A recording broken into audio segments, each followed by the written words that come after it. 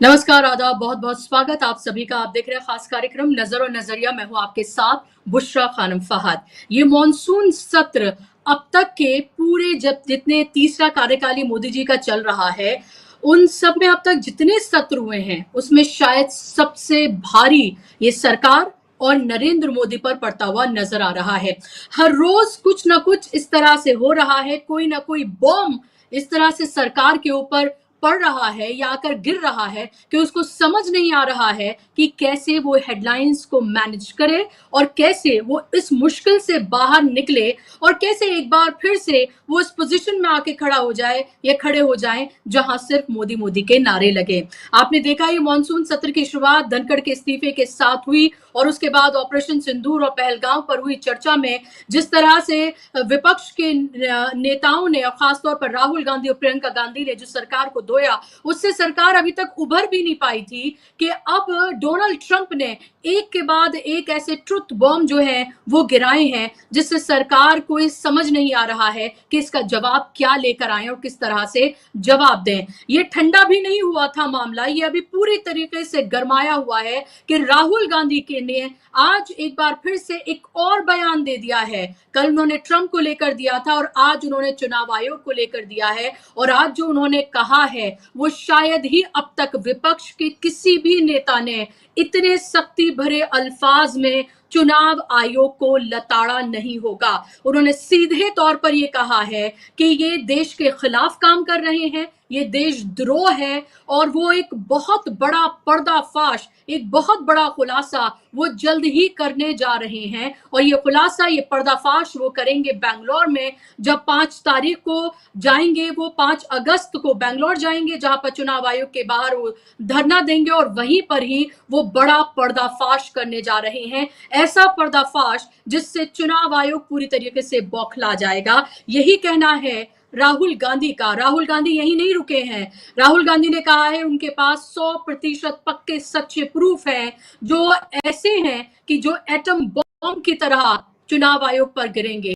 और उन्होंने ये कहा है कि किसी को भी बख्शा नहीं जाएगा, चाहे कोई रिटायर ही क्यों ना हो गया हो। यानी कि सीधे तौर पर उनका इशारा राजीव कुमार की तरफ था और इसके साथ साथ जो मौजूदा चुनाव आयुक्त हैं उनको भी उन्होंने पूरी तरीके से घेरा है। मैं बताऊंगी कि इसको लेकर चुनाव आयोग ने क्या कहा है, क्या उनकी प्रतिक्रिया आई है और कैसे वो एरोगेंस से भरपूर उनका जवाब आया है। सुनिए आप पहले राहुल गांधी ने क्या कहा है। वोट चोरी हो रही है और अब हमारे पास ओपन एंड शट प्रूफ है कि इलेक्शन कमीशन वोट चोरी में इन्वॉल्व है और मैं लाइटली नहीं बोल रहा हूं, मैं 100% प्रूफ के साथ बोल रहा हूं, ठीक है। और आप सबको पता लग जाएगा जैसे ही हमने ये रिलीज किया, पूरे देश को पता लग जाएगा कि इलेक्शन कमीशन वोटर चोरी करा रहा है। किसके लिए करा रहा है, किसके लिए करा रहा है? बीजेपी के लिए करा रहा है। ओपन एंड शट है, नो क्वेश्चन। हमें मध्य प्रदेश में सस्पिशन था, लोकसभा में सस्पिशन था, महाराष्ट्र में वो थोड़ा आगे गया, स्टेट लेवल पे हमें लगा कि यहां पे चोरी हुई है। वोटर एडिशन हुआ था, 1 करोड़ वोटर्स ऐड हुए थे। फिर हम थोड़ा डिटेल में गए, हमने कहा देखो अब इलेक्शन कमीशन तो मदद नहीं कर रहा है, तो थोड़ी ग्रैन्युलैरिटी में जाना है, गहराई में जाना है। तो हमने अपना ही इन्वेस्टिगेशन करवाया, उसमें 6 महीने लगे और जो हमें मिला है वो एटम बॉम्ब है। मतलब एटम बॉम्ब है, फटेगा तो आप इलेक्शन कमीशन आपको दिखेगा नहीं हिंदुस्तान में। अच्छा, एक और बात जो सबसे जरूरी बात है और मैं ये बड़ी सीरियसली बोल रहा हूं, जो भी ये काम कर रहे हैं, ठीक है, इलेक्शन कमीशन में जो भी ये काम कर रहे हैं, right from the top to the bottom, आप एक बात याद रखिए, आपको हम छोड़ेंगे नहीं। कुछ भी हो जाए हम छोड़ेंगे नहीं आपको, क्योंकि आप हिंदुस्तान के खिलाफ काम कर रहे हो। ये ट्रीजन है और कम, इससे कम नहीं है। तो आप याद रखिए, आप कहीं भी हो, रिटायर्ड हो, कुछ भी हो, ठीक है। राहुल गांधी की ये 2 मिनट कुछ सेकंड की जो बाइट है, इसको बार बार सुना जाना चाहिए, क्योंकि एक एक लफ्ज जो है इस बाइट का वो बेहद महत्वपूर्ण है इस देश के लोकतंत्र के लिए, कि कैसे एक पार्टी के लिए, वो यही कह रहे हैं कि एक पार्टी के लिए चुनाव की चोरी की जा रही है, वोटों की चोरी की जा रही है, थाली में परोस कर जीत जो है एक पार्टी को दी जा रही है, और कोई भी हो, कहीं पर भी छिपा हो, उसको बख्शा नहीं जाएगा। ये सीधे तौर पर देशद्रोह है, ये कहना है राहुल गांधी का। आप बार बार इसको सुनिए, और आप सुनिए इसको और समझिए कि राहुल गांधी कितनी गंभीर बातें कह रहे हैं। और राहुल गांधी जिस तरह से बोलते हैं, उनका अपना ही एक अंदाज है, जहां वो किसी भी तरीके से कोई अपनी बातों को कुछ चाशनी में लपेट कर नहीं कहते, बिल्कुल जिस तरह से उसको जितना ब्रूटल होकर कहा जाना चाहिए, वो उतना ही ब्रूटल होकर उस बात को कहते हुए नजर आते हैं। इस पर चुनाव आयोग की तरफ से प्रतिक्रिया आई है, एज यूजुअल। जो चुनाव आयोग की जिस तरह की प्रतिक्रिया हम इससे पहले भी देख चुके हैं कि वो विपक्ष को अपने ठेंगे पर रखता है, बिल्कुल उसी तरीके से। और आप सोचिए कि लोकतंत्र में जो विपक्षी पार्टियां, उनकी अहमियत चुनाव आयोग के सामने क्या है, कि विपक्ष के नेता प्रतिपक्ष राहुल गांधी जिस बात को कह रहे हैं, उस पर चुनाव आयोग कह रहा है कि हम रोज रोज लगाए जा रहे ऐसे बेबुनियाद आरोपों को नजरअंदाज करते हैं। रोज रोज दी जा रही धमकियों के बावजूद निष्पक्षदर्शी तरीके से काम कर रहे चुनाव कर्मियों को ऐसे गैर जिम्मेदाराना बयानों पर ध्यान न देने के लिए कहा गया है चुनाव आयोग की तरफ से। यानी कि नेता प्रतिपक्ष के बयानों को गैर जिम्मेदाराना बता रहे हैं, झूठ बता रहे हैं वो। हालांकि उन्होंने सीधे तौर पर ही कहा है कि चुनाव आयोग ने क्योंकि हमारा सहयोग नहीं किया, इसीलिए हमने 6 महीने की गहन रिसर्च की है, और उस रिसर्च के बाद हमारे हाथ जो लगा है वो एटम बॉम्ब है। जब गिरेगा तो फट जाएगा, और फटेगा तो चुनाव आयोग आपको कहीं पर भी नजर नहीं आएगा। और ऐसा ही एक एटम बॉम्ब जो है वो प्रधानमंत्री के बहुत ही चहीते दोस्त, जिनको वो डोनाल्ड ट्रंप बुलाते हैं, वो उन्होंने भी फोड़ा है। और लगातार हर रोज वो इसी तरह के बॉम्ब जो है वो फोड़ते हुए नजर आ रहे हैं। ना तो उन्होंने पार्लियामेंट में उनका नाम लिया, ना पार्लियामेंट के बाहर उनका कोई नाम लेता हुआ नजर नहीं आता है। जाहिर सी बात है कि उनका ट्रंप का टीवी लाने से पूरी भारतीय जनता पार्टी जो है वो कांप जाती है, ये साफ तौर पर दिख रहा है। तो आप देखिए कि चारों तरफ से नरेंद्र मोदी का ये तीसरा कार्यकाल उनके लिए कितना भारी पड़ता हुआ नजर आ रहा है। यही वजह है कि बिहार को जीतने के लिए साम दाम दंड भेद तो पहले से ही करते थे, अब उससे आगे भी कहीं जाकर वो तमाम चीजें करते हुए नजर आ रहे हैं। ये विपक्ष का आरोप है। विपक्ष ये कह रहा है कि इस बार बिहार में चुनाव की जो चोरी है उसे किसी भी कीमत पर बर्दाश्त नहीं किया जाएगा। और यही बताया जा रहा है कि रक्षाबंधन के बाद बड़े पैमाने पर आंदोलन होगा, और उस आंदोलन में वह बिहार के तो तमाम नेता होंगे ही, लेकिन राहुल गांधी और नेशनल लीडरशिप भी वहां पर जाकर डेरा डालेगी, और जन जन तक पहुंचकर एक नए और बड़े आंदोलन की शुरुआत इसको लेकर की जाएगी। चलिए इसी पर हम चर्चा करेंगे, बात करेंगे कि कैसे ये पूरी की पूरी लड़ाई अब सड़क पर आ गई है, और सड़क पर होगा आर पार और संग्राम। ये राहुल गांधी ने पूरे तौर पर बता दिया। इसकी शुरुआत बेंगलोर से 5 तारीख से होने जा रही है, और चुनाव आयोग जिस तरह का रवैया इख्तियार कर रहा है, वो जाहिर सी बात है कि वो अपनी गलतियों पर पर्दा डालकर ये बताने की कोशिश कर रहा है कि वो कितना निष्पक्ष और पारदर्शी है। सबको पता है, अब तो जनता को पता है, एक एक शख्स को पता है कि चुनाव आयोग क्या कर रहा है और किसके लिए काम कर रहा है। मेरे साथ 4 बेहद खास और वरिष्ठ मेहमान जुड़ गए हैं। स्क्रीन पर चारों मेहमानों को आप देख सकते हैं। मेरे साथ अरुण अग्रवाल जी हैं, सुप्रीम कोर्ट के लॉयर हैं, और लगातार इस मामले पर मुखरता से बोलते लिखते आए हैं। He also does not mince any words, जो जैसा होता है उसको बिल्कुल उसी तरीके से रखते हैं। अरुण जी, बहुत स्वागत आपका कार्यक्रम में। थोड़ा सा अगर आप आगे आ जाएंगे तो आपका चेहरा जरा सही से दिख पाएगा जी। मेरे साथ ओंकारेश्वर पांडे जी हैं, सीनियर जर्नलिस्ट हैं, जाना माना चेहरा है, दशकों का पत्रकारिता का उनका अनुभव है। ओंकारेश्वर जी, बहुत स्वागत आपका कार्यक्रम में। मेरे साथ अमरीश मिश्रा जी हैं, इंटरनेशनल मामलों के जानकार हैं और पत्रकार हैं। अमरीश जी, बहुत बहुत स्वागत आपका कार्यक्रम में। मेरे साथ सोशल और पॉलिटिकल एक्टिविस्ट, जाना माना चेहरा पुष्पेन चौधरी जी भी मेरे साथ जुड़ गए हैं। पुष्पेन जी, आपका भी बहुत स्वागत कार्यक्रम में। शुरुआत अरुण जी आपसे मैं करना चाहूंगी, कैसे देख रहे हैं राहुल गांधी के इस बयान को? उनका एक एक लफ्ज, एक एक लाइन एटम बॉम्ब ही लग रही है। नमस्कार बुशरा जी, उन्होंने जितनी बातें कही हैं वो सारी सही हैं, और मैं आपको बताता हूं कि वो क्यों सही है। सबसे पहले तो उन्होंने जो ये कहा कि जिन लोगों ने ये काम किया है they should be tried for treason. Treason इसलिए कि अगर आप चुनाव को, डेमोक्रेसी को हथियाते हैं, उसको इन्फ्लुएंस करने की कोशिश करते हैं, और आप एक सरकारी पद पर बैठे हैं और प्राइवेट लोगों के साथ मिलके एक कॉन्स्पिरेसी हैच करते हैं कि हम लोगों का वोट जो है अवैध रूप से काट देंगे और उसमें जोड़ देंगे, तो ये और कुछ नहीं है, ये देश के और संविधान के साथ जो है ये देशद्रोह का काम है। और इसीलिए उन्होंने इतने कड़े शब्द का उपयोग किया। तो ये तो हुआ उन्होंने क्या कहा और क्यों कहा, वो मैं उस पर आता हूं कि देखिए, जैसे आप एक अकाउंटिंग करते हैं पैसे वगैरह की, और हाँ चेक और इससे पेमेंट, तो उसमें अगर आप घपला करते हैं जाते हैं, अगर आप कैश में काम करते हैं तो नहीं पकड़ाते हैं।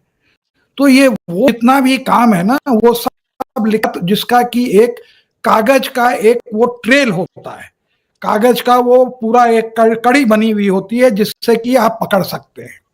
उसी कड़ी को ये चुनाव आयोग बेईमानी से छुपा रहा है, जिसके कारण आपने अभी हाल में 3 चीजें देखी कि जब महमूद प्राचा अपना केस जीत गए तो भागे भागे जो है वो सरकार को कहे मुझको बचाओ, वो वीडियो रिकॉर्डिंग मांग रहा है, ये संशोधन कर दो कि हम जो है वीडियो रिकॉर्डिंग नहीं देंगे।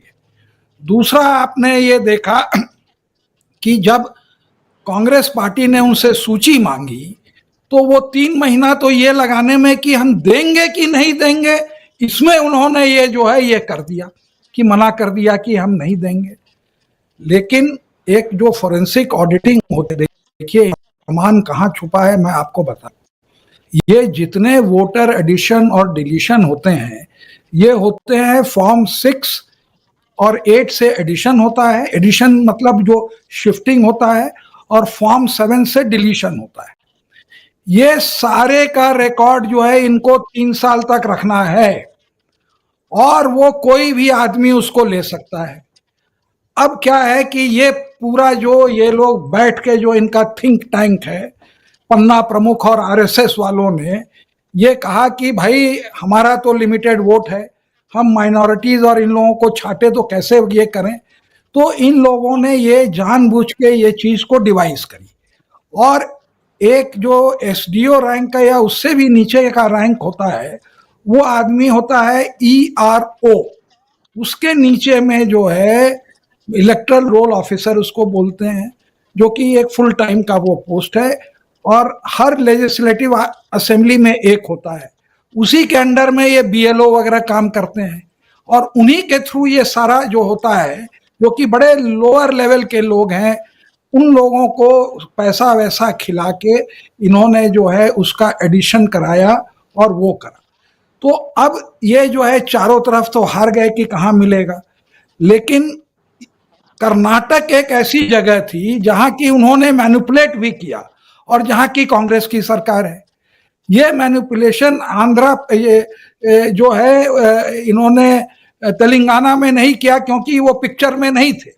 ये वही मैनिपुलेशन करते हैं जहां की वो जो है पिक्चर में है और वो कंटेंशन में है, नंबर 2 है या नंबर 3 है, तो वहां करते, वहां तो वो बहुत पीछे थे तो वहां उन्होंने उतना नहीं किया।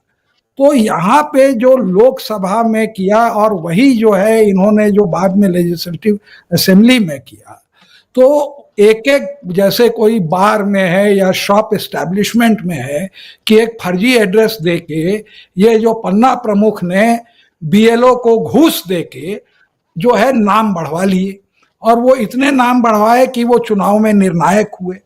तो अभी तो इनकी सत्ता है, तो ये सारे बीएलओ वगैरह जो हैं इनके अंडर में काम करते हैं। और अगर आप इंटरनेट पर सर्च करें तो आप आंध्र प्रदेश में पाएंगे कि लाखों में ये काम होता था और एक दूसरे को वहां पर प्रोसिक्यूट करते थे। वहां के पार्टी के लोग भी अलर्ट थे और वहां का जो चुनाव आयोग था वो भी बहुत अलर्ट था। तो इसके कारण वहां पर जिन लोगों ने वोटों की बढ़त घड़त चोरी करी उनको पकड़ा गया और उनके ऊपर जो है केस चलाया गया, क्रिमिनल केस चलाया गया। तो चुनाव आयोग क्या करता है कि ये बीएलओ, उनको तो इम्यूनिटी मिली हुई है, ये बीएलओ और इन लोगों को भी इम्यूनिटी देता है कि तुम गड़बड़ करो, प्रोसिक्यूट खाली हम करेंगे, आप और हम नहीं कर सकते अगर वो जो है बेईमानी कर रहा है। तो अब जो ये बेईमानी करते आ रहे थे, अब वो सारा इनका भंडाफोड़ हो रहा है। और रहा इस दयनीय ये गुप्ता, ज्ञानेश गुप्ता, परसों जो है 93 ब्यूरोक्रेट्स ने एक चिट्ठी लिखी है, बड़ी डैमिंग चिट्ठी है, और उस 93 लोगों में 56 लोग आईएएस हैं, और हर एक आईएएस जो है वो भी चीफ इलेक्शन कमिश्नर बन सकता था या इलेक्शन कमिश्नर बन सकता था। उन्होंने चुनाव किए हैं, उनको कानून मालूम है। मतलब ये है कि ज्ञानेश गुप्ता उनसे 1.5 काबिल नहीं है। उनका एक ही एडिशनल क्वालिफिकेशन था कि ये जो है अमित शाह के सबसे बड़े चमचे थे या उनके अंडर में काम किया तो उनके चहेते थे, जिसके कारण उस पोस्ट पर बैठे, तो उनका चुनाव कभी नहीं होता। और ये सुप्रीम कोर्ट की एक ओमिशन है कि उन्होंने जनता से वादा करके कि हम इस केस को समय से सुनेंगे, वो वादा खिलाफी की सुप्रीम कोर्ट ने, और समय से नहीं सुना के उसके कारण कि इनका चुनाव हो गया। तो उन्होंने ये चिट्ठी लिखी तो कि आप तो कभी जवाब देते नहीं है, तो हम ओपन चिट्ठी लिख रहे हैं, और उसमें इनका पूरा खुलासा कर दिया। जरा पहले ये अपने 56 कलीग या 53 कलीग को जरा जवाब दें, क्योंकि उनकी वो आईएएस हैं, वो आपसे नीचे में नहीं है। जरा उनको जरा जवाब तो दे दीजिए उस चिट्ठी का, अगर आप में हिम्मत है तो। एक कर्टसी है, वो आपके बहुत लोग उसमें बॉस रहे हुए हैं, you have worked under them, वो सारे रिटायर्ड लोग हैं, आपसे वो सीनियर लोग हैं। आपको अगर कर्टसी है तो उनकी चिट्ठी का पहले जवाब दीजिए, तब हम मानेंगे कि you are deserving of that post. क्योंकि उन्होंने एक बात यही कही है कि ये जो है डेमोक्रेसी को शातिरपने से हथियाया जा रहा है, बहुत स्ट्रॉन्ग वर्ड्स यूज किया है। और उन्होंने कहा है कि ये इंक्लूसिव होता था, बैकडोर से जो है आप एनआरसी को इम्प्लीमेंट कर रहे हैं, ये काम आपका नहीं है, इंक्लूसिव है, वंचित और जो गरीब लोग हैं उनका वोट काटा जाएगा, ये आप जानबूझ के कर रहे हैं।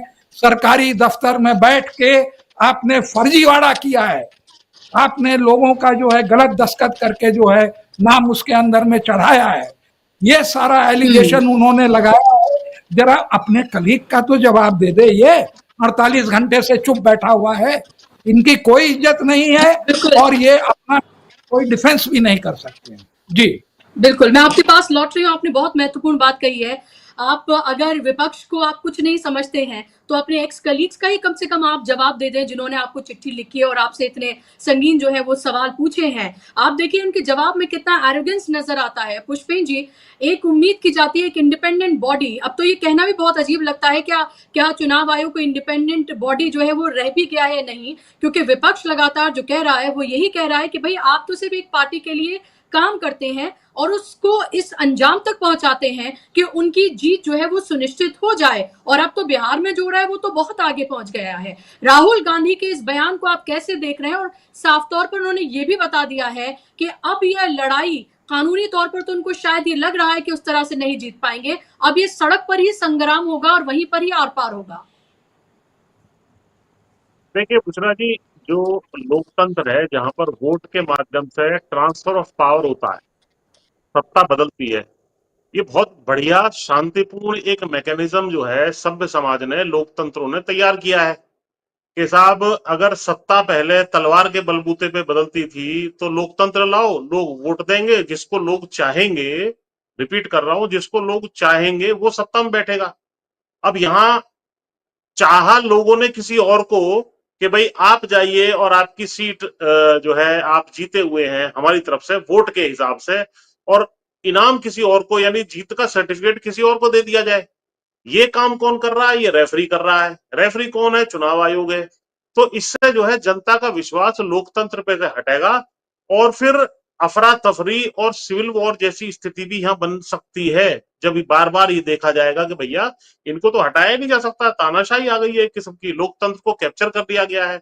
तो इसी चीज को जो है पहले भी राहुल गांधी कहते रहे, अब इन्होंने और बड़े तरीके से, जब चुनाव आयोग ने किसी भी तरीके से इनका सहयोग नहीं किया विपक्ष का कि भाई वोटर लिस्ट टाइम पर ना देना, जो उसका वीडियोग्राफी है उसको ना देना, वोटर की परसेंटेज जो समय खत्म होने के बाद 1-1.5-2 घंटे में लास्ट में 6-6, 7-7% वोटिंग परसेंटेज बढ़ रही है, जबकि पहले ऐसा नहीं हुआ किसी चुनाव में। ऐसा क्यों हुआ? और लाखों की तादाद में वोट कैसे बढ़ गए? एक एक कंस्टिट्यूंसी में इतने इतने वोट क्यों कट गए? मुसलमानों के वोट है, यादवों के वोट, या जो भी आपके पक्ष में वोट नहीं देता वो कैसे कटते जा रहे हैं? तो ये सारी चीजें जब कोर्ट में चले जाओ तो कोर्ट कोई एक्शन नहीं लेता है। जो प्रक्रिया एक निश्चित की गई थी कि भैया जो सेकंड और थर्ड नंबर के जो है जो जीते हुए के अलावा सेकंड और थर्ड पे आए, वो चुनाव आयोग में जाकर के सारा सामान मांग सकते हैं। उस पिटीशन के ऊपर ही कोई कार्रवाई कोर्ट नहीं करता है, या तो कोर्ट भी इसी तरीके से सो रहा है। और जिस तरीके से अभी अरुण अग्रवाल जी ने भी बताया कि कोर्ट ने सुनवाई पहले कर दी होती तो शायद इनका नंबर जो है ज्ञानेश जी का नहीं आता, लेकिन कोर्ट भी कहता है आराम से होने दो, जो बेईमानी हो रही है होने दो। तो ये जो सारी चीजें हो रही है चुनाव आयोग की नियुक्ति के विषय में, जब सुप्रीम कोर्ट ने आदेश दे दिया था कि भैया लीडर ऑपोजिशन होगा, एक प्रधानमंत्री होगा और चीफ जस्टिस ऑफ इंडिया होगा, ये 3 आदमी की कमेटी इलेक्शन कमिश्नर को जो है चीफ इलेक्शन कमिश्नर का चुनाव करेगी। तो इसमें कोई भी व्यक्ति जो फेयर होगा वो कह देगा हाँ भाई ठीक है, मुझे कोई बेईमानी करनी नहीं है, लीडर ऑपोजिशन है, मैं हूँ, सीजीआई है, तो कोई दिक्कत नहीं है। और जनता भी कहेगी ये फेयर सिस्टम है। लेकिन इन्होंने इसको खिलाफ कानून ले आए और कानून ला करके ये कर दिया कि साहब 2 तो हम लोग होंगे, एक प्राइम मिनिस्टर होगा, एक मेरा अपॉइंटेड मंत्री होगा, एक लीडर ऑफ अपोजिशन होगा। तो लीडर ऑफ अपोजिशन तो कभी भी अपने मन मर्जी का कोई भी व्यक्ति अपॉइंट कर ही नहीं सकता, इसलिए ये सिस्टम ही फ्लॉ हो जाता है, सबसे फ्लॉड सबसे ऊपर से ही। यानी कि appointment of chief election commissioner itself is under question. और अपनी इंटीग्रिटी, डाउटफुल इंटीग्रिटी के जो बेईमान किस्म के नौकरशाह रहे हैं, जैसा कि अभी अरुण जी भी बता रहे थे कि इनके खिलाफ इन्हीं के सहयोगियों ने चिट्ठी लिख करके ये चीज बताई है। तो वो केवल जो मैनिपुलेट करेंगे, आपके इशारे पे काम करेंगे। अगर एम्पायर ही क्रिकेट के मैच में जो है अपोजिशन के हिसाब से काम करने लगे, जबरदस्ती एलबीडब्ल्यू आउट दे दे, जबरदस्ती कैच आउट दे दे, जबरदस्ती रन आउट दे दे, तो फिर कैसे जो है मैच जीतने की संभावना बनती है? तो ये बहुत ही सीरियस सवाल हमारे लोकतंत्र के सामने खड़ा हो गया है। अब इसमें बहुत ही सीरियस कुछ ना कुछ करने की आवश्यकता जो ओपोजिशन पार्टीज है उनको है, जिसमें ये एक तो ये भी कर सकते हैं कि साहब हम बहुत सड़कों पे उतरे, एक ये हो सकता है कि साहब हम चुनाव का बायकाट करें, और एक्सट्रीम में यहाँ भी जा सकते हैं कि भैया अगर इन्होंने ये जो ऐसा जैसे ये वोटर लिस्ट में गड़बड़ियां हो रही है, बहुत भारी गड़बड़ियां हो रही है, वोटर डिलीशन किसी का भी डाल दिया, हटा दिया, गरीब लोगों का विशेषकर हटा देने का काम नाम कर रहे हैं। तो इससे क्या होगा, अंत में लोकतंत्र के ऊपर बड़ा प्रश्न चिन्ह खड़ा हो जाएगा। और सुप्रीम कोर्ट का निर्देश था कि साहब आप इनको ले लीजिए, आधार कार्ड को ले लीजिए, वोटर कार्ड आप ही ने इशू किया इसको ले लीजिए। तो उसके बावजूद भी इन्होंने जबरदस्ती उसको नहीं लिया है, उन सब चीजों को इग्नोर करते हुए अपने लोगों को उसमें घुसाने का काम किया है। इससे ये पता लग रहा है कि अब ड्रामेटिक कोई बड़ा एक्शन करने की आवश्यकता है। और अगर इन्होंने एक अच्छी इन्वेस्टिगेशन करके राहुल गांधी ने जो बात कही है, कुछ चीज निकाली है, तो वो चीज पर अगर वो डिस्क्लोज हो जाती है उस दिन प्रूफ के साथ, तो तत्काल सुप्रीम कोर्ट को संज्ञान लेकर के और कहीं ना कहीं अपनी पुरानी व्यवस्था लागू करनी चाहिए, और अगला कोई चुनाव होने से पहले इस व्यवस्था को सुधारने की आवश्यकता है। वरना जो है ये देश अराजकता की तरफ भी जा सकता है। बहुत जिम्मेदारी से मैं आपको कहना चाहता हूँ जी।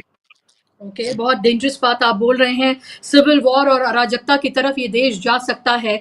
और आप ये देखिए कि अगर जो सबसे महत्वपूर्ण राइट है, जो फंडामेंटल राइट है आपका वोट देने का, अगर वही आपसे छीन लिया जा रहा है, या फिर आप जिसको वोट कर रहे हैं उसको वोट ही नहीं जा रहा है, तो इस पूरे लोकतंत्र के फिर ओंकारेश्वर जी, अमरीश जी मैं आपके पास आ रही हूँ। ओंकारेश्वर जी, फिर इसके मायने क्या रह जाते हैं? वोट देने की प्रक्रिया जो कि इजीएस्ट होनी चाहिए, जिसको लेकर तमाम तरह के अभियान चलाए जाते रहे, सेलिब्रिटीज को चेहरा बनाया जाता रहा कि भाई घर से निकलिए वोट करिए आप, अब उसको इतना मुश्किल बनाया जा रहा है कि लोगों को लग रहा है कि अब घर पर ही रहते हैं। लेकिन राहुल गांधी ने ये जिस तरह से आर पार की जो जंग छेड़ी है, आप उसको कैसे देख रहे हैं? क्या आपको लग रहा है कि देर आए लेकिन बहुत दुरुस्त आए? बात राहुल गांधी के जंग छेड़ने की नहीं है। ये एक लोकतांत्रिक देश है और ये लोकतंत्र जो है वो उसके वोट के अधिकार से जुड़ा हुआ है। उसकी वोटों का ईमानदारी से वो जिसको डाल रहा है उसको मिल रहा है कि नहीं, उससे जुड़ा हुआ है।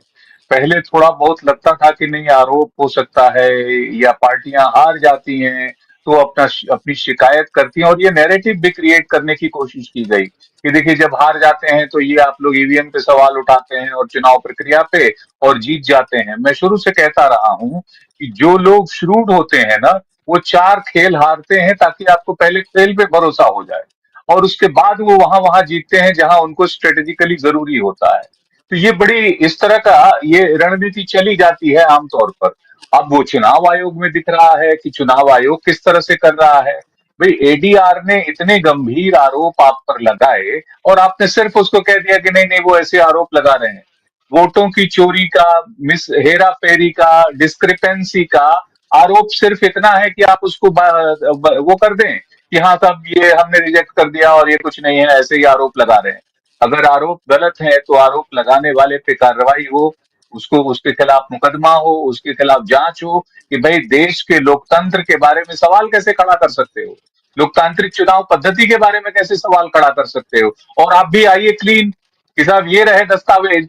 एडीआर ने क्या कहा था कि बहुत सारे जगहों पे, और मैं कुछ आंकड़े आपको रिपीट कर देता हूं क्योंकि लोगों को ध्यान नहीं रहता।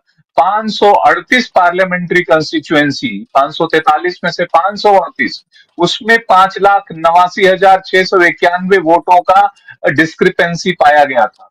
इतने मैसिव लेवल पे 543 में से 538 में ये डिस्क्रिपेंसी नजर आएगी। 362 ऐसे थे जिसमें 5,54,558 वोटों का वो उतने वोट कम थे जितने पोल हुए। मतलब जितने पोल हुए उससे कम दिख रहे हैं, जितने पोल हुए उससे ज्यादा दिख रहे हैं। ये डिस्क्रिपेंसी क्यों है?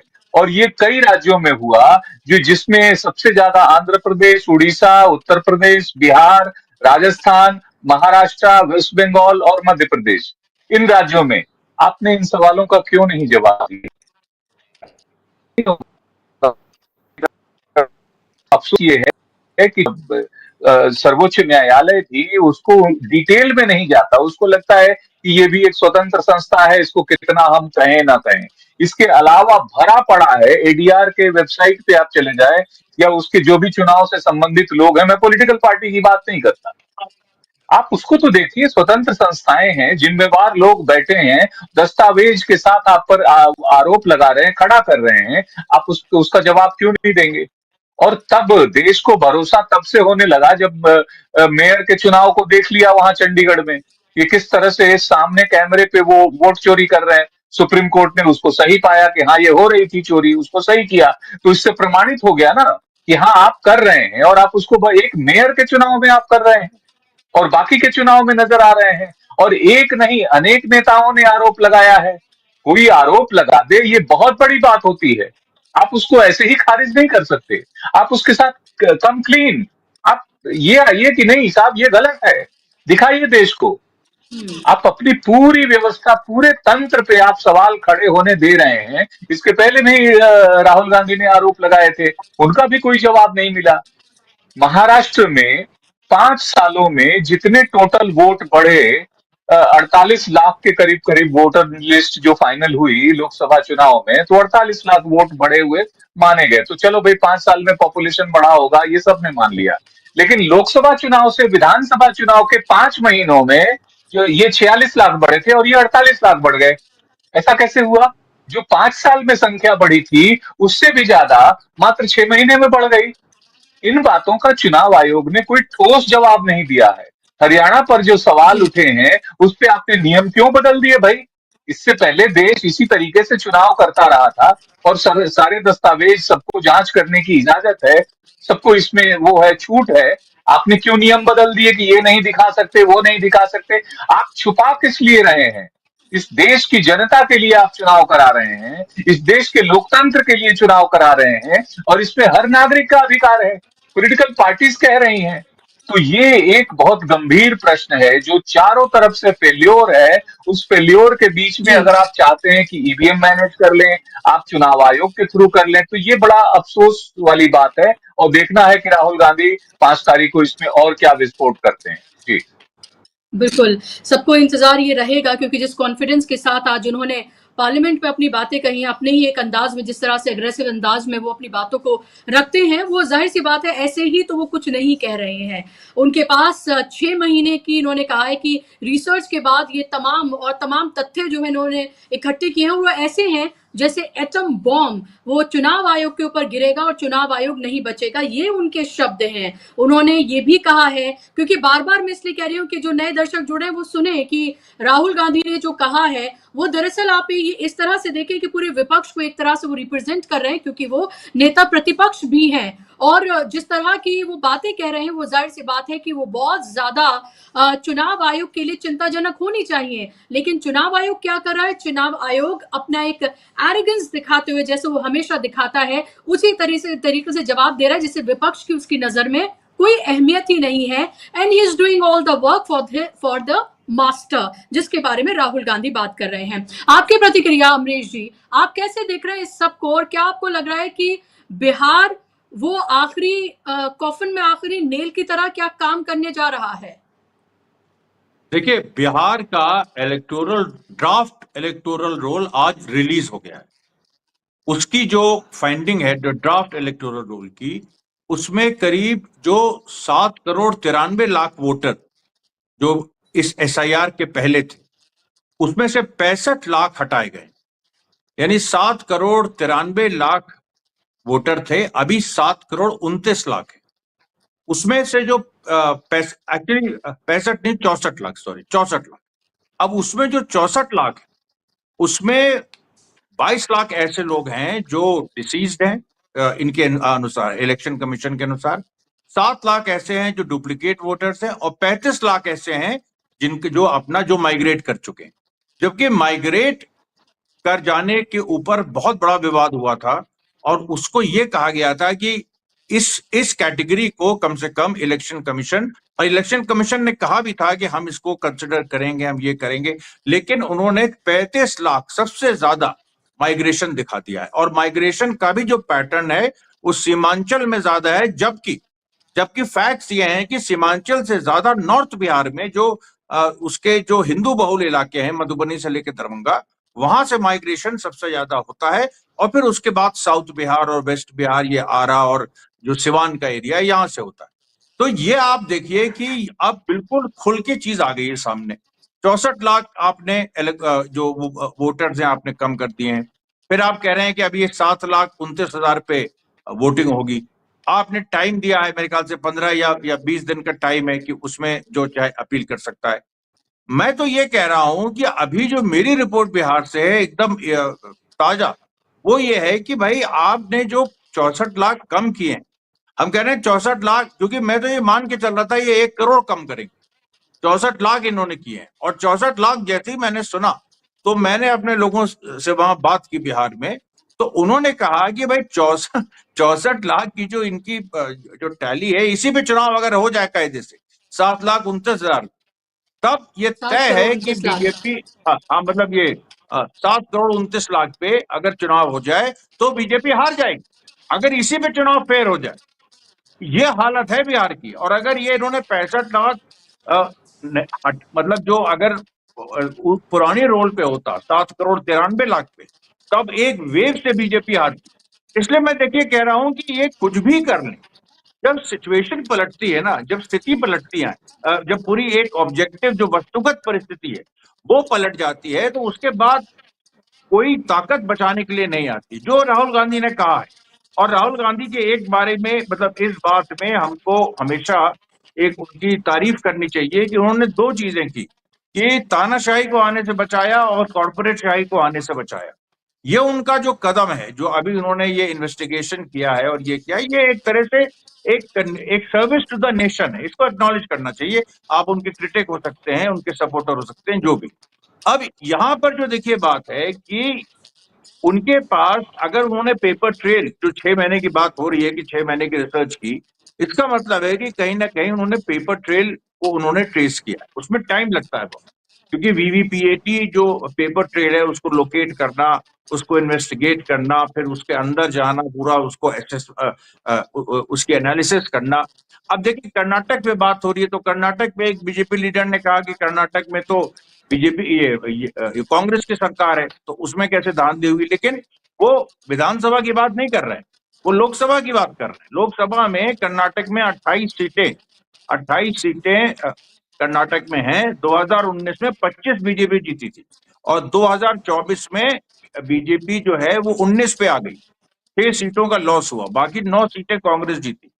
कर्नाटक में ये पूरी संभावना थी कि कर्नाटक में कांग्रेस को 15 से ऊपर सीटें मिल रही और बीजेपी को 15 से नीचे सीटें मिल रही थी।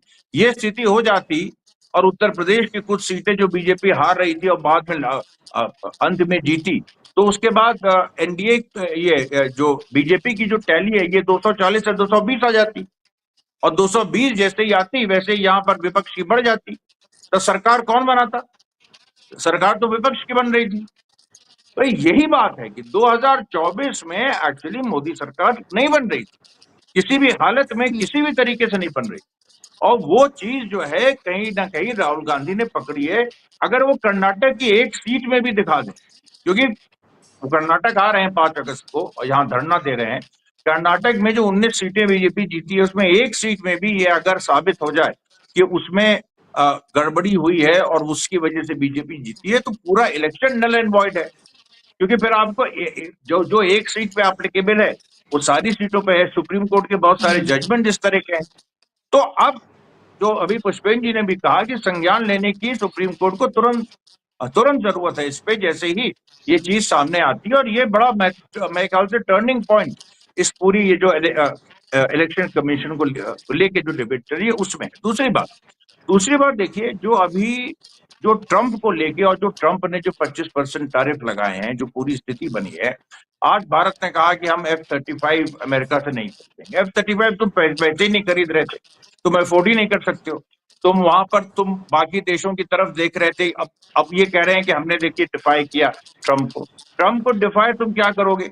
मैं देखिए पुष्पेंद्र जी यहाँ है, मैं ये भी चाहूंगा थोड़ा इस पे वो एक तरह से रोशनी डाले कि देखिए जो जीएम क्रॉप्स का मामला है वो असली है। अमेरिका चाहता है कि भारत की जो FSSAI है, फूड सिक्योरिटी, और वो जो एक अथॉरिटी है जिसने जीएम क्रॉप्स को बैन किया हुआ है, जेनेटिकली मॉडिफाइड, असली प्रेशर ये है कि FSSAI की जो गाइडलाइंस है वो भारत चेंज करे, जो 2006 में बनाई गई थी और 2024 में उस पे अमेरिका का प्रेशर शुरू हुआ था और अब और प्रेशर बन गया है कि जीएम क्रॉप्स को भारत में आने की इजाजत दी जाए। और मुख्य वजह यही है, जो 25% टैरिफ, जुर्माना जो कभी आप ले नहीं सकते, किसी स्वतंत्र देश पे आप जुर्माना लगा ही नहीं सकते, बेकार की बात है। और भारत सरकार ने अभी तक इसको क्लैरिफाई नहीं किया है। तो आप देखिए कि नरेंद्र मोदी बुरी तरीके से फंस गए। जीएम क्रॉप्स अगर वो अलाउ करते हैं तो फिर मैं कह रहा हूं कि यहाँ पर एक ऐसा किसान आंदोलन होगा जो पिछले किसान आंदोलन को पीछे छोड़ दे। क्योंकि जीएम क्रॉप्स के आने का मतलब है कि यहाँ पर गेहूं और चावल खत्म, भारत का जो किसान उगाता, जो मिनिमम बेसिक, अब तो अभी आप MSP के लिए लड़ रहे हैं, आप फिर लड़ेंगे कि हम अपना कोई खरीदने वाला नहीं बचेगा। ये बहुत बड़ी प्लानिंग है इनकी कि जो 3 जो कृषि कानून से इनकी हार हुई है, जीएम क्रॉप्स अलाउ करके उस हार को ये लोग जीत में बदलना चाहते हैं। ये पूरी स्थिति, तो ये देखिए आप संदर्भ देखिए, इस समय ये हो रहा है, ये इससे इनकी आज नहीं तो कल अमेरिका प्रेशराइज करेगा कि तुम जीएम क्रॉप्स को अलाउ करो। और अगर उन्होंने ये किया तो फिर उसके बाद एक बहुत बड़ा रिएक्शन होगा बिहार जैसे स्टेट में। वहां पर इन्होंने सोचा था कि हम इलेक्टोरल रोल को रिवाइज करके और हम करोड़ों लोगों को बाहर कर देंगे, लेकिन इतना सब करने के बाद भी केवल 64 लाख पे। मैं पहले हमने आपसे शायद आपके ही शो पे या किसी और शो पे ये बात कही थी कि BLO और जो ARO हैं या वो जो ERO हैं और BLO हैं, उनका एक बड़ा हिस्सा बिहार में वो सरकार के खिलाफ है, उसने काम नहीं किया उस तरह से। नहीं तो अभी तक तो इनकी प्लानिंग थी कम से कम 6 करोड़ बेस बना के उसको उस पर वोटिंग कराना। तो यहाँ भी इनकी हार हुई है। अब हमें इंतजार 2 ही चीजों का है कि राहुल गांधी क्या खुलासा करेंगे और उसमें क्या प्रूफ देंगे, और दूसरी बात जो अमेरिका के साथ नेगोशिएशन चल रहे हैं उसमें क्या, और खासतौर पे जो GMO को लेकर। जी ठीक है, मैं पुष्पेंद्र जी के पास इसको लेकर आऊँगी और उनसे मैं बात करूँगी इस पर कि किस तरह से इसको वो देख रहे हैं और वो आँक रहे हैं। अरुण जी को मैं शामिल करूँगी फिर से। अरुण जी, सवाल मेरा ये है कि 2 स्थितियाँ फ़िलहाल नज़र आ रही हैं। एक तो ये कि एक राहुल गांधी हैं कि वो एक आंदोलन की पूरी शुरुआत करने जा रहे हैं और इसकी शुरुआत वो बैंगलोर से करेंगे, वहाँ धरना देंगे, वहाँ जिस तरह का वो पर्दाफ़ाश करेंगे, जो रेवोल्यूशन वहाँ पे करेंगे वो क्या होगा, उसका क्या बेस है, उसके बाद चुनाव आयोग उसको लेकर क्या कहता है। एक तो ये स्थिति है। दूसरा ये सुप्रीम कोर्ट में ये पूरा मामला है। सुप्रीम कोर्ट से क्या हम किसी तरह की उम्मीद लगाएं? ये पूरा एक तरह का ढुलमुल रवैया टालने वाला जैसे हमेशा से हमें नजर आता है, बिल्कुल उसी तरीके से ये जाता हुआ हमें नजर आ रहा है। इसमें कोई दो राय नहीं है, सामने चीजें स्थितियां जो हैं वो दिख रही हैं। आप अब क्या उम्मीद लगा रहे हैं बिहार चुनाव से पहले? क्या आंदोलन ही वाहिद आपको एक उम्मीद लगती है या आपको लगता है कि सुप्रीम कोर्ट से भी कुछ ऐसा हो सकता है, सुप्रीम कोर्ट मजबूर हो सकता है बैंगलोर में अगर कोई बड़ा पर्दाफाश राहुल गांधी वहां कर देते हैं तो?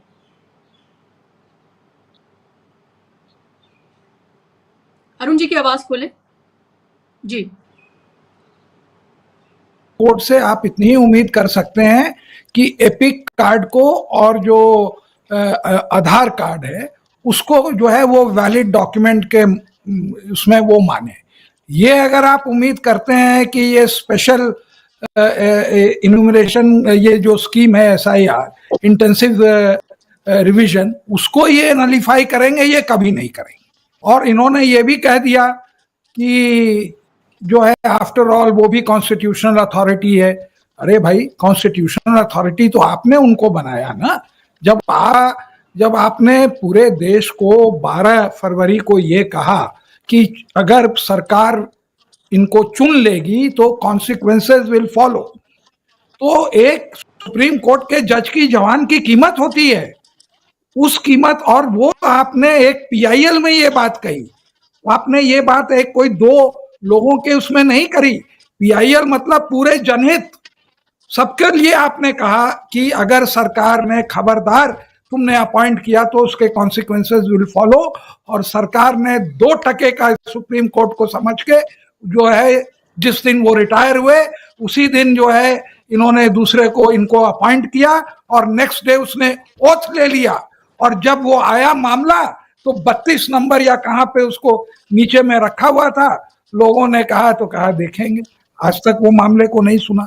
तो सुप्रीम कोर्ट की जो पास्ट है और जो क्रेडिबिलिटी है, आज भी लोग इस बात को, आज तक लोगों ने गवाही साहब के खिलाफ एक चीज भी नहीं कही, सबने अच्छा माना।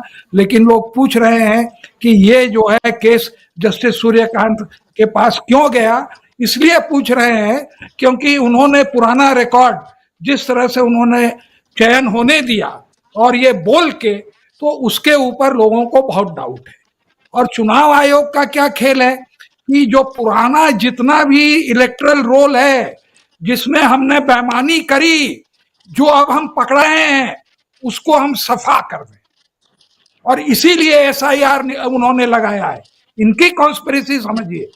और उनको मालूम है कि सुप्रीम कोर्ट कुछ नहीं करेगा SIR के ऊपर। और यही बात मैं कह रहा हूं। अब आइए कि यहाँ पर ये लोग इतने कच्चे नहीं हैं कि एंटिसिपेशन में इतनी बात बोल जाएंगे जब तक ये 6 महीने रिसर्च करके पकड़ नहीं लिए हैं। ये इन लोगों की, देखिए, ये जो कहना है कि जीत गए हार गए वो अलग बात है। आप हर जगह मैनिपुलेट करते हैं, आपका मैनिपुलेशन का हक का वो रहता है कि हम 8% 10% वोट को मैनिपुलेट करें। लेकिन उसके बावजूद भी कभी काल जो होता है ऑपोजिशन को उससे ज्यादा वोट आ जाता है मैनिपुलेशन के। जैसे आपने महाराष्ट्र में देखा, जो आदमी जीता हुआ है वो कहता है फिर से पोल कराओ तो मैं बताता हूं कि मैं कितने से जीता। यही फडणवीस कह रहा है। अरे तुम मैनिपुलेट करके भी वो जो दायरा 12% का हो गया था तुम्हारे 8% से नहीं पटा। तो ये कोई आर्गुमेंट नहीं है। अगर चुनाव आयोग बेईमान नहीं है तो मैं फिर से कहता हूं कि ये जितने भी फॉर्म 6-7 पन्ना प्रमुखों ने वोट कटवाए, सबसे पहले तो चुनाव आयोग को ये हक नहीं देना चाहिए कि बुशरा जी जो है अरुण अग्रवाल का वोट कटवा देंगी। तो बुशरा जी ने वहां पर लिख दिया कि अरुण अग्रवाल बाहर निकल गए हैं, यहाँ नहीं है। वहां पर पन्ना प्रमुख ने बीएलओ को पैसे दिए, वो ईआरओ को पैसे पहुंचाए, ये सारा अवैध पैसा इलेक्ट्रल बॉन्ड का लबालब भरा हुआ है। और उन लोगों ने कहा कि हाँ, इनका नाम काट दो, और बहुत अच्छे से मालूम है। तो हमको ये जानने की बहुत जरूरत है कि बुशरा जी ने जी। मेरा वोट कटाया, तभी तो मैं आपको पकड़ूंगा। तो अगर चुनाव आयोग बेईमान नहीं है, और मैं ओपनली कहता हूं कि पूरे कॉन्स्टिट्यूएंसी का आप जो है पुराना फॉर्म 6, फॉर्म 7 और फॉर्म 8 आप सार्वजनिक करो, और जिस दिन आप सार्वजनिक करोगे उस दिन आप पकड़ा जाओगे कि ये जो वोटर लिस्ट में वोट कटाया गया, बढ़ाया गया, और इसके कारण जो है भाजपा की जीत हुई। ये बात है उसमें खेल। जी तो उस कोर्ट से आप बिल्कुल। मत उम्मीद करिए, तारीख के बाद इनको आना पड़ेगा सड़क। जी बिल्कुल, ये आप बिल्कुल बात सही कह रहे हैं और शायद उसी तरफ इशारा भी कर दिया गया है तेजस्वी यादव की तरफ से भी, राहुल गांधी की तरफ से भी। ये उन्होंने साफ तौर पर कह दिया है कि अब आंदोलन ही लग रहा है कि आखिरी रास्ता है। लेकिन जाहिर सी बात है, ये लोकतंत्र है, लोकतंत्र में आप तमाम चीजें जो हैं उनको देखते हैं कि आप कानून का दरवाजा भी खटखटा रहे हैं, जनता के बीच भी जा रहे हैं, और जब आपको कहीं से सहयोग नहीं मिल रहा, कोई लेवल प्लेइंग फील्ड नहीं मिल रहा, तो आप अपनी पूरी टीम खड़ा सर्च की, आपने वो डेटा तैयार किया है जो चुनाव आयोग की नींद जो है वो उड़ा सकता है। पुष्पेन जी, आपके पास में आ रही हूं। जो अभी अमरीश जी ने जो बात कही है डोनाल्ड ट्रंप के हवाले से, और जिस तरह की जो मॉडिफाइड कॉप्स की जो बात कर रहे हैं, कितना खतरनाक खेल आप इसको मानते हैं? क्या आपको इसका अंदाजा है कि ऐसा कुछ करने की कोशिश की जा रही है? और अगर ऐसा होता है तो क्या जिस तरफ अमरीश जी इशारा कर रहे हैं कि एक बड़ा, पहले से भी बड़ा किसान आंदोलन हम सड़कों पर होता देखेंगे? जी देखिए, अमरीश जी ने जो बात कही है, एक अमरीश जी ने और बात कही है, उसके आप पहले रेस्पॉन्स देना आवश्यक है। तो उन्होंने ये कहा कि भाई 65 लाख वोट कटे हैं, उसके बावजूद भी ये हार रहे हैं। ये प्रश्न नहीं है कि बुलेट प्रूफ जैकेट पहन ली आपने तो गोली से आप नहीं मारे गए। गोली चली क्यों? बेईमानी हुई है या नहीं हुई है, प्रश्न ये है। तो वोट काटने के बावजूद भी यदि सरकार जो जनता चाहती है वही बैठ जाती है, तो इसका मतलब है कि मार्जिन्स जो है बहुत ज्यादा थी। लेकिन हर बार ऐसा सही नहीं हो सकता है कि मार्जिन ज्यादा हो। तो हमारे यहाँ हमें ये मौका नहीं इनको छूट करके देने का है, देख लो जी फिर भी आप जीत तो गए, हमने वोट काटे फिर भी आप जीत गए। तो ये भी सबूत नहीं है उस चीज का कि आपने ईमानदारी से चुनाव किया कि नहीं किया। जब तक आखिरी वोट जिस आदमी के नाम पे गई है उसको ना मिले, तब तक वो सिस्टम फेयर नहीं माना जा सकता। और जो दूसरा एक बूथ के बारे में मैं बताऊं, जो वोट कटने वाली बात है, देखिए 1500 से 2000 बूथ होते हैं यहाँ पर यूपी में लोकसभा में, और एक बूथ पर लगभग 1000-1200 वोट है। तो आप ये मान लीजिए कि अगर 50-50 वोट ही काट दिए गए, जिसका बहुत ज्यादा पता भी नहीं लगेगा, तो लगभग जो है आपके 1 लाख वोट कटने की संभावना बनती है।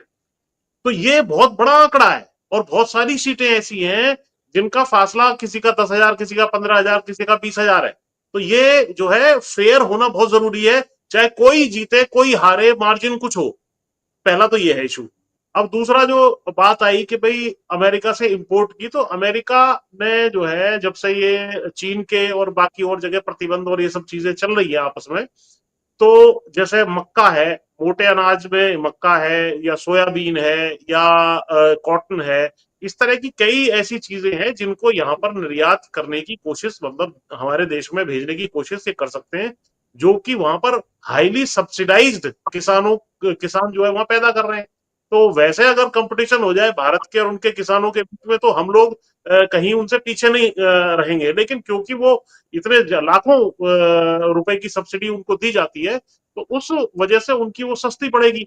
यहाँ की सारी इंडस्ट्री को खत्म करने वाली बात के अलावा, क्योंकि वो जेनेटिकली मॉडिफाइड है, और जैसे पशु आहार वाली बात आई, पशु आहार में मांस भी इस्तेमाल किया जाता है। इस चीज को अखिलेश यादव ने भी उठाया था कि यहाँ पर अगर पशु आहार भेजा गया तो वो मांस में इस्तेमाल हो, मतलब मांस इस्तेमाल क्योंकि किया है, उसको अगर गाय भैंस खाएगी तो उसका दूध का कंजम्पशन कैसे, मतलब डेयरी उद्योग भी आपका प्रभावित होगा। तो ये सारी चीजें, बड़ा आंदोलन इसके ऊपर हो सकता है यदि सरकार ने किसानों के हितों को ताक पे रख करके ये सारी काम किए। लेकिन तीसरी चीज जो ट्रंप वाली आपने प्रश्न पहले भी उठाया था, देखिए ट्रंप लगातार इनको दबा रहा है। ट्रंप के पास ना केवल जो उसने सीज फायर कराया वो बात है, और उसकी बात सच निकलेगी, वरना ट्रंप जैसे बड़े पद पे बैठा हुआ व्यक्ति 30 बार से ज्यादा इस बात को नहीं कहता। और जबकि उसको पार्लियामेंट में एक किस्म से इनडायरेक्टली, नाम तो नहीं लिया इन्होंने, हिम्मत इनकी नहीं पड़ी ट्रंप की, ना चीन का नाम ये कभी लेते हैं, डिनाई भी कर दिया कि किसी राष्ट्र का कोई इसमें रोल नहीं था। लेकिन ट्रंप उससे और ज्यादा भी चिढ़ा हुआ है, उसने इनके ऊपर तरह तरह के टैरिफ लाद दिए हैं। केवल उससे नहीं चिढ़ा हुआ, उसके पास इनकी कोई ऐसी कमजोरी, अदानी की कोई ऐसी कमजोरी है, और ऐसा इंडिकेशन भी लग रहा है जो पेगासस इन्होंने इजराइल से लिया था और उससे रिकॉर्डिंग कराई है इन्होंने सबकी और जासूसी कराई है, हो सकता है उसके पुख्ता सबूत सारे के सारे फायदे, क्योंकि इजराइल और अमेरिका तो एक ही है कि भैया यहाँ भी एक कॉपी जरा देते रहना ये क्या क्या कर रहे हैं, ताकि जब ये उछल कूद करेंगे तो हम जो है इनकी बाजू बढ़ोने का काम करेंगे। तो ये जो है लोकतंत्र में अब ऐसा लग रहा है कि ट्रंप के पास दो पद हैं, एक तो वो राष्ट्रपति है और दूसरा यहाँ पे वो प्रधानमंत्री पे बना हुआ है जी भारत का। तो अब जी ऐसी स्थिति बिल्कुल लंबे समय नहीं चलेगी और सड़क पे उतर के इसका बहुत भयंकर विरोध करने की आवश्यकता है। बिल्कुल, क्योंकि यही तक नहीं है कि ट्रम्प जो है वो टैरिफ लगा रहे हैं और हम एक पॉलिटिकल उसके लिए इन तमाम बातों को सामने जो है विपक्ष रख रहा है, या सिर्फ ये तो एक सरफिरा आदमी है, इसकी जब मर्जी चाहती है जो चाहता है ये सोशल मीडिया पर आकर लिख देता है, ये बात ये नहीं है। आप ये देखिए कि इससे जो ऑलरेडी हमारी पूरी अर्थव्यवस्था चरमराई हुई है, जो नौकरियों के जिस तरह के लाले पड़े हुए हैं, आप सोचिए कि इसके बाद और क्या आसार पूरे देश में, और अलग अलग जो इंडस्ट्रीज हैं जो बड़े पैमाने पर हम लोग इंपोर्ट एक्सपोर्ट करते हैं, उससे कितना नुकसान हो सकता है। और अभी अगर हम ये देखें, जो घाटे का हम जो कारोबार है वो अमेरिका के अलावा जितनी भी कंट्रीज हैं उनसे हम घाटे का कारोबार जो है वो करते हैं, ये भी है। और इसमें अब एक ही कंट्री था, वो था अमेरिका, जिससे फायदे का था। अब उससे भी देखिए जो बात कह रहा है वो कितनी खतरनाक साबित होने जा रही है। इसका असर कितना देख रहे हैं आप ओंकारेश्वर जी, संक्षेप में आपसे, और फिर लास्ट में अमरीश जी आपके पास आ रही हैं। ओंकारेश्वर जी की आवाज खोले जी। इकोनॉमिक असर से पहले इकोनॉमी का तो प्रेसिडेंट ट्रंप ने ही कह दिया कि मरी हुई अर्थव्यवस्था, उसको अब इससे बड़ा कमेंट कोई कंट्री क्या कर सकता है। आप चौथे नंबर की कह रहे हैं, विश्व गुरु बन रहे हैं, और आपकी अर्थव्यवस्था को वो कह के रिजेक्ट कर रहा है। ये कोई छोटा मोटा स्टेटमेंट नहीं है, मैं उस पर आता हूँ। लेकिन मैं पूछना चाहता हूँ फिर से कि बिहार में जो एसआईआर हुआ उसकी वजह क्या थी। उसकी वजह सिर्फ ये बताई गई और उसको सूत्रों के हवाले से देश के नेशनल मीडिया में चलाया गया कि बिहार के वोटर लिस्ट में बांग्लादेशी हैं, नेपाली हैं, म्यांमारी हैं। मैं चुनाव आयोग से पूछना चाहता हूं कि आपका जो फाइनल लिस्ट आया है उसमें तो आपने एक भी बांग्लादेशी का जिक्र नहीं किया। आप कह रहे हैं, पूछना चाहता हूं कि ये 22 लोग कब मरे हैं। 22 लाख लोग कोविड में मर गए हैं या पिछले, ये इसका भी तो कोई डिटेल होना चाहिए ना। ये 22 लाख लोगों को मरा हुआ दिखाया है, क्या 1 साल में मरे हैं, 5 साल में मरे हैं, या पिछले 15 सालों में मरे हैं। इसका आंकड़ा स्पष्ट होना चाहिए। दूसरा, आपने 36 लोगों को कहा ऐसे मतदाता हैं जो स्थायी रूप से स्थानांतरित हो चुके हैं, और इनका ही स्टेटमेंट आगे पढ़िए। वो कह रहे हैं कि 7 लाख ऐसे पाए गए हैं जो अन्यत्र भी मतदाता बने हुए हैं। तो 7 लाख बने हुए हैं अन्यत्र मतदाता, फिर ये 36 लाख और कहां से हैं जिसके बारे में आपको जानकारी नहीं है या आपको भौतिक रूप से नहीं मिला। तो आपने किस तरह से एक हड़बड़ी में आपने क्यों ऐसे किया 1 महीने के अंदर रिवीजन की 36 लाख लोगों को आपके पास फॉर्म नहीं मिले, इसका जवाब कौन देगा। हर घर में जाने वाले आपके तो बीएलओ जा रहे थे, सब कुछ कर रहे थे, तो फिर ये 36 लाख मिले क्यों नहीं। क्या इनके नाम लिस्ट आपने जारी की है कि इनको भगोड़ा घोषित किया जाए या गायब घोषित किया जाए, इसको सरकारी सूची में डाला जाए, थानाओं को सूचित किया जाए, है क्या ये। अपने आप किसी को मरा हुआ घोषित कर देंगे, अपने आप किसी को गायब घोषित कर देंगे। मरा हुआ है तो क्या बिहार में इतने मरे हुए लोगों, हर आदमी का बर्थ सर्टिफिकेट और डेथ सर्टिफिकेट बनता है ना, बिहार सरकार के उस डेथ सर्टिफिकेट से मिलान करवाइए कि इतने डेथ जो है वो वाकई वही है कि नहीं है जो हम देख रहे हैं। एक बात वापस मैं उस पे आता हूं कि आपने जो नैरेटिव घोषित किया था, क्या बीजेपी का पर्सनल नैरेटिव था कि वहां पे बांग्लादेशी हैं, नेपाली हैं, म्यांमारी हैं।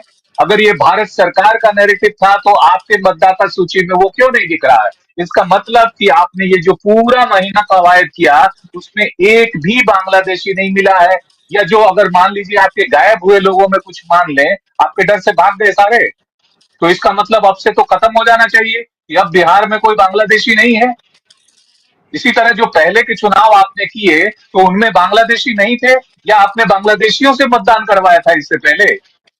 ये बहुत बड़ा सवाल है, इसका जवाब देना चाहिए, नहीं तो इस नैरेटिव को बंद किया जाना चाहिए कि ये फॉल्स नैरेटिव है, कुछ पॉलिटिकल लोगों का नैरेटिव है, भारत सरकार का नैरेटिव नहीं है। इस पे स्पष्ट करना चाहिए भारत सरकार को कि नहीं नहीं अब भी, क्योंकि आगे चुनाव में भी आप उठाएंगे, हर चुनाव में आप उठाएंगे, और हर चुनाव में आपकी मतदाता सूची कहेगी कि हम तो यही ढूंढ रहे हैं। तो ढूंढा आपने तो बता दीजिए कि इसमें 10 लाख बांग्लादेशी मिले हैं, ऑन रिकॉर्ड होना चाहिए ना। तो फिर जिन सूत्रों के हवाले से बड़े बड़े मीडिया हाउसेस ने लिखा, वो अपने सूत्रों से पूछे कि भाई वो कितने निकले। आपने कहा था ना, या उनकी क्रेडिबिलिटी पे सवाल है, वैसे ही गोदी मीडिया की क्रेडिबिलिटी जीरो होती चली जा रही है। तो ये एक महत्वपूर्ण सवाल है। प्रेसिडेंट ट्रंप जी के साथ जो कुछ भी हो रहा है, इकोनॉमी के साथ जो कुछ भी हो रहा है, दिस इज नेवर बिफोर।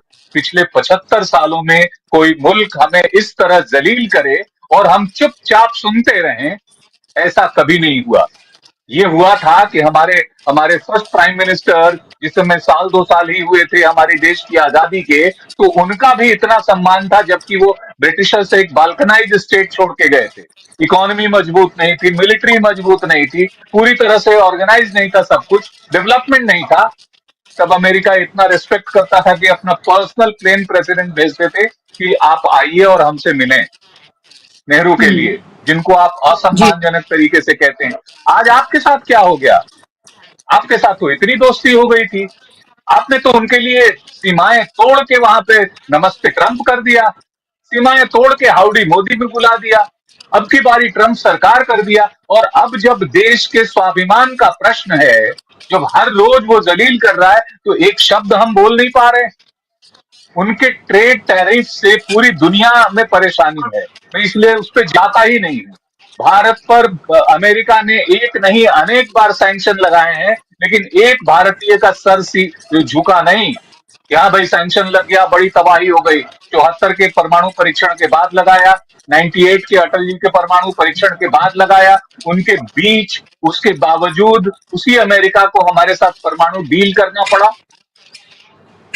आज ऐसी क्या स्थिति हो गई कि हमारे दोस्त भी हैं, हमसे गले भी मिलते हैं, और हर रोज हमारा अपमान भी कर रहे हैं।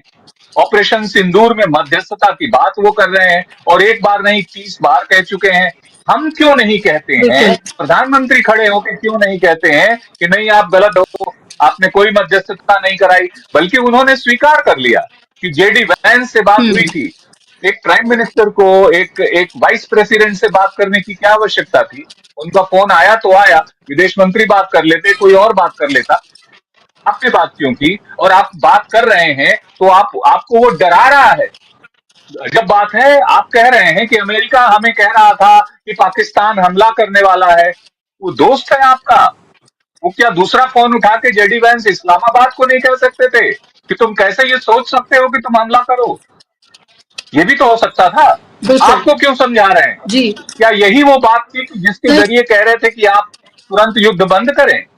ये बड़ी अपमान है, हिंदुस्तान के स्वाभिमान का प्रश्न है, इस पे किया जाना चाहिए। उसके बाद जब ये वोटों की चोरी का मसला आ रहा है, तो इसीलिए हमने उन लोग मानने लगे हैं। यही राहुल गांधी हैं जी जिन्होंने बिल्कुल कहा था कि चीन और पाकिस्तान को एक मत करिए, और आपने वो करके दिखा दिया। जी जी, बिल्कुल। माफ़ कीजिएगा आपको बार-बार मुझे टोकना पड़ा है क्योंकि वक़्त की कमी है। वक़्त लगभग पूरा हो चुका है। अमरीश जी लास्ट संक्षेप में आपका कमेंट कि कितनी मुश्किलें और ट्रंप आगे पैदा कर सकते हैं। ज़ाहिर-सी बात है ये किसी सरकार की बात नहीं है, सरकारें आएंगी जाएंगी, ये देश की डिग्निटी का सवाल है कि कैसे हमें हर रोज डिमीन किया जा रहा है एक कंट्री के तौर पर, हमारी इकोनॉमी को डेड कहा जा रहा है, पाकिस्तान के साथ हाइफिनेट किया जा रहा है, और वहां आप ये कह रहे हैं कि हो सकता है आने वाले वक्त में आप जो है तेल पाकिस्तान से खरीदने लगे। आप ये भी कह रहे हैं, एक और जो ऑफिसर का जो वहां के बयान आया है, उनका भी सीधे तौर पर ये कहना है कि वैश्विक पटल पर भारत कहीं पर भी नहीं है, भारत वो इंपॉर्टेंस अब अपनी रखता नहीं है, ये वो कह रहे हैं टीवी चैनल पर बैठकर। लास्ट कमेंट संक्षेप देखिए, में जी। मैं ये कह रहा हूं कि दोनों मसलों में, एक तरफ जो इलेक्टोरल इशू है उसमें सीधी बात है कि लोकतंत्र को चारों तरफ से घेरा जा रहा है, और जो ट्रंप वाला मुद्दा, वो देखिए केवल बात वो डिग्निटी की तो है ही, उससे ज्यादा भारत की जो भारत की जो संप्रभुता है उसको घेरा जा रहा है, उसको घेरा जा रहा है। मतलब संप्रभुता जो है भारत की, उसको चारों तरफ से घेरा जा रहा है, ये माहौल बनाया जा रहा है। और ये जो टैक्टिक्स है अमेरिका इजराइल से, मोदी ने ही सबसे पहले सीखी और भारत में इंप्लीमेंट की और जीते, अब उन्हीं पे भारी पड़ रही है। या हो सकता है वो उन्हीं के एजेंट हो और वो अलाउ कर रहे हैं, ये भी हो सकता है, बहुत बड़ी बात है लेकिन ये हो सकता है, क्योंकि जिस तरीके से भारत को डाउनग्रेड किया जा रहा है, सब कुछ हो रहा है और मोदी चुप है और होने दे रहे हैं, उससे सीधे लग रहा है कि आने वाले दिनों में भारत की संप्रभुता पे खतरा है। देखिए, पाकिस्तान की संप्रभुता ऑलरेडी एक तरह से वो बिक चुकी है, वो कभी ये लेते हैं कभी वो लेते हैं। भारत पे निशाना है अमेरिका का, क्योंकि उसको जो पहले उम्मीद थी कि भारत के माध्यम से हम चाइना को काउंटर कर लेंगे, वो पूरी लाइन से अमेरिका हट गया है। अब अमेरिका को ये लग रहा है कि अब हम चीन से, पाकिस्तान के माध्यम से या और कुछ जियो पॉलिटिक्स उसके माध्यम से हम कर लेंगे। भारत की उस तरह से हमको जरूरत नहीं है, और भारत का जो इस्तेमाल करना था वो हमने कर लिया, और भारत को एक कमजोर देश हमको बनाना था वो हमने बना दिया। अब यहाँ पर देखिए, जब ये स्थिति आ गई है कि बांग्लादेश के जो मतलब बांग्लादेश पे 19% ये टैरिफ लगता है, बांग्लादेश हमारा कंपेरेटर है टेक्सटाइल्स में, उसके गुड्स ज्यादा सस्ते होंगे, हमारे महंगे होंगे। सीधी बात है कि भारत का आने वाले दिनों में और हरास होने जा रहा है। लेकिन फिर मैं वही कहूंगा कि जो सॉवरेनिटी पे जो भारत की खतरा, वो सबसे बड़ी बात है। Narendra Modi will go down in history as the man who compromise India sovereignty, ये है। देखिए जी, महत्वपूर्ण बात आप कह रहे हैं। विश्व गुरु बनने की छवि उन्होंने, उपाधि खुद ही अपने आप को दे दी है। 56 इंच की वो बात करते हैं, सारी असलियत जो है वो खुलकर ऐसी सामने आई है कि अब जो है एक ऐसा लगता है कि अब छुपे छुपे घूम रहे हैं। यही बात है कि लोकसभा के बाद राज्यसभा में जब बोलने की बारी आती है तो अमित शाह आते हैं, नरेंद्र मोदी नहीं आते हैं। ये भी 11 साल के इतिहास में पहली बार ही हुआ है, और इस बार ऐसा लग रहा है कि विपक्ष जैसा विपक्ष होना चाहिए वैसा विपक्ष इस मॉनसून सेशन में हमें देखने के लिए मिला है, जहां बीजेपी का, सरकार का पूरा नैरेटिव जो है वो एक तरह से ध्वस्त हुआ है। कोई भी हेडलाइंस मैनेजमेंट करने की उनकी जो तरीका है, जो तकनीक है, वो कोई काम करती हुई नजर नहीं आ रही है। बहुत बहुत शुक्रिया आप चारों मेहमानों का, अरुण जी आपका, अमरीश जी आपका, ओंकारेश्वर जी आपका, पुष्पेन जी आपका, कार्यक्रम का हिस्सा बनने के लिए, कीमती समय देने के लिए धन्यवाद। शुक्रिया आप तमाम दर्शकों का भी। नमस्कार।